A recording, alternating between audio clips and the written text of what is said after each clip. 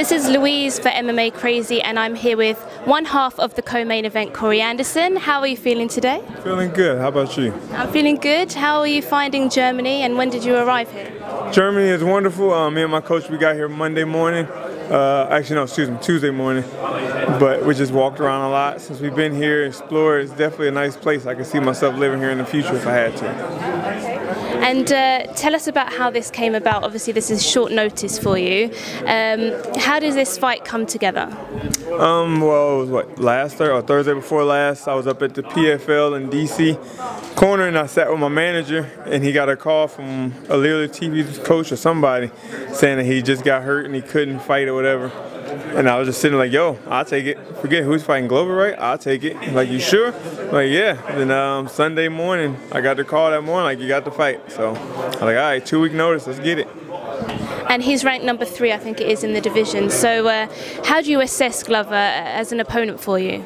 I mean, he's a savvy veteran. Glover is definitely, he's a power striker. He's got great jiu-jitsu from the top. So you just got to be careful with everything. Keep your hands up and stick to my game plan. Move around. He can catch you at any time if you get lackadaisical and let that hand drop. If I get lazy and get out of position, he can capitalize and get the takedown. When I get slow on the ground, slow to transition into a submission block, he can submit me. So you just got to be ready for everything. So then, I think how many notice, was it 2 weeks notice that you've had for this fight? So what kind of preparation have you managed to get in, and has there been any work kind of specifically for him? I mean, we had the week of training for Glover, but we've always trained. You know, I'm always in the gym. After my last fight, I took a week off, went on my honeymoon, came right back and was in the gym. So it wasn't like a full camp push, like we weren't training for a specific person, but we were always trying to get better in every position. And this fight kind of works out because at the time in jiu-jitsu and wrestling, we have been working like defending takedowns, and if you're on the bottom, getting from the bottom, and being aware of the submission and transition to your own submissions. So it works out pretty well. And you said obviously what he does well. Is there anything that you see that he doesn't do so well that you're going to look to capitalize on? His movement isn't that well, you know, and I'm known for my movement. I move a lot, so if I can move and use the fakes and get him freezing, you know. But other than that, he's pretty good at just about everything, you know. He's not as fast as I am. He's a little slower, and that comes with age. He was fast at one point, but he's almost 40 now, so you got to give him that. But everything else is still there, I think, for him. So him ranked number 3, you're ranked number 9 at the moment. What do you think a win over him would do for you in terms of your position in the division? I think a win over Glover would definitely put me up in the titles contention, move me into the top 5, if not into the number 3 spot, and make these other light heavyweights know that I'm here. I'm not just something to look past. So then how do you get this win? How do you see it unfolding on Sunday, and how do you come out the winner? I'm planning to go out there and get this win like I get every win, in dominant fashion. You know, I start fast, I finish fast, 100% all out, 15 minutes, hands up, and do what I have to do. And what do you think of, obviously, the light heavyweight division? Daniel Cormier has obviously become a dual champ now in the heavyweight division. What do you think about him and his position and him fighting potentially Brock Lesnar?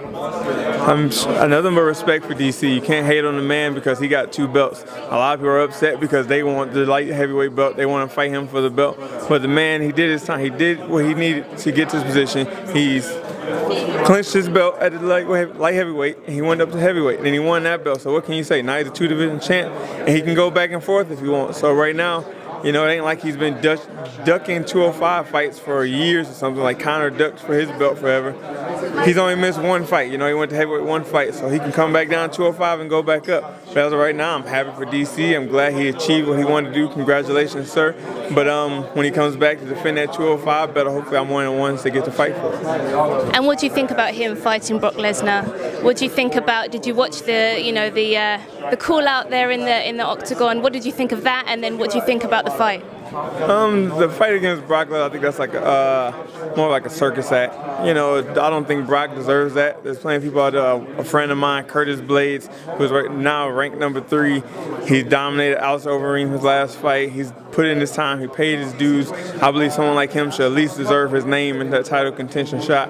But the fact they just jumped in and gave it to Brock Lesnar, a guy who disappeared from the UFC for 1.5 years, 2 years. His last fight, he got popped for steroids and all that. I just think it's not fair, not just for Curtis, but all the guys, all the way up to the top 5 guys, been putting in their time, paying their dues, fighting 3 times a year just to get that contention shot. And then this guy who hasn't fought at all, fought his last fight, I think the guy, Mark Hunt, at the time was like ranked 6th, and then was cheating with steroids, and then gets to come back a year and a half later and get the title shot. I don't think it's fair.